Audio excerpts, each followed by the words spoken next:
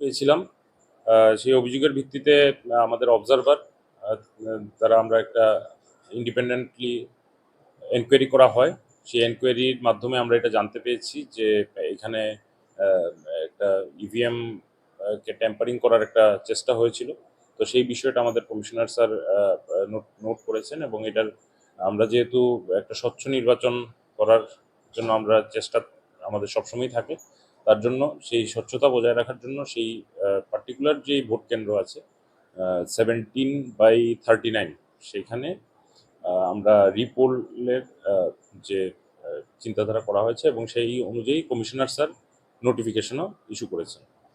আহ, sir, দেখা যায় যে কাল বেশ কিছু জায়গায় আহ, মানে যারা আরও আছে বা যারা পুলিং এজেন্টদের আছে তাদেরকে বের করে দেওয়া হয়েছে, মারধর করা হয়েছে। শুধু মানে এইখানেই নয়, এছাড়াও আপনি খোয়াই বলুন, ওইদিকে আপনার বিলিনিয়ার সাইডে বলতে কলসির দিকে প্রচণ্ড মানে মারধর হয়েছে সাবরুম সাইডে। তো এইগুলো নিয়ে আপনারা কি করবেন বা কি আপনার প্রতিক্রিয়া? দেখুন, সেই রকম আহ, আহ, আপনারা যেরকমভাবে আমি এখন শুনতে পাচ্ছি সেই রকম বিষয়গুলো আমাদের গোচরে আসেনি।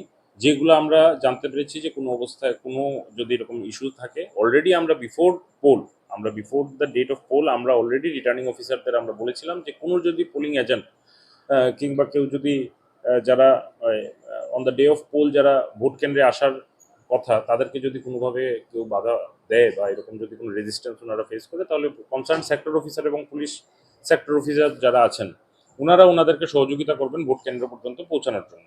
এবং সেই হিসাবে আমরা কিন্তু অফিসিয়ালি কমিউনিকেশনও করেছি প্রত্যেক রিটার্নিং অফিসারের কাছে, এবং অনেকটাই সেটা কার্যকরী হয়েছে। আমরা যে বিভিন্ন এনকোয়ারি রিপোর্টে দেখতে পেয়েছি যে পুলিশ সেক্টর অফিসার বা আমাদের সিভিল সেক্টর অফিসাররা ওনারা ভোটারদেরকে বিভিন্ন ক্ষেত্রে কিংবা আহ, আমাদের পোলিং এজেন্টদেরকে নির্দিষ্ট পোলিং স্টেশনে পৌঁছে দিয়েছেন। স্পোরেডিক যে ঘটনা ঘটেছে সেগুলা পুরা রাজ্যের নিরিখে যে ঘটনাগুলো ঘটেছে সেগুলার অত্যন্তই কম, এবং যাই ঘটেছে তার জন্য তদন্ত হচ্ছে, এবং যেটাই তদন্ত সাপেক্ষে যেটা রিপোর্ট আসবে সেই হিসাবে ব্যবস্থা নেওয়া হবে। আহ, কালকে মানে এই ধরনের অপ্রীতিকর ঘটনা, মানে যেগুলো আপনার নজরে বা আপনার নজরে এসছে বা ইনকোয়ারিতে এসছে, এরকম কটা ঘটনা? এরকম তো law and order related issue হলো কমপ্লিটলি আলাদা, সেটা ভোট কেন্দ্রের ভিতরের কোনো ঘটনা নয়।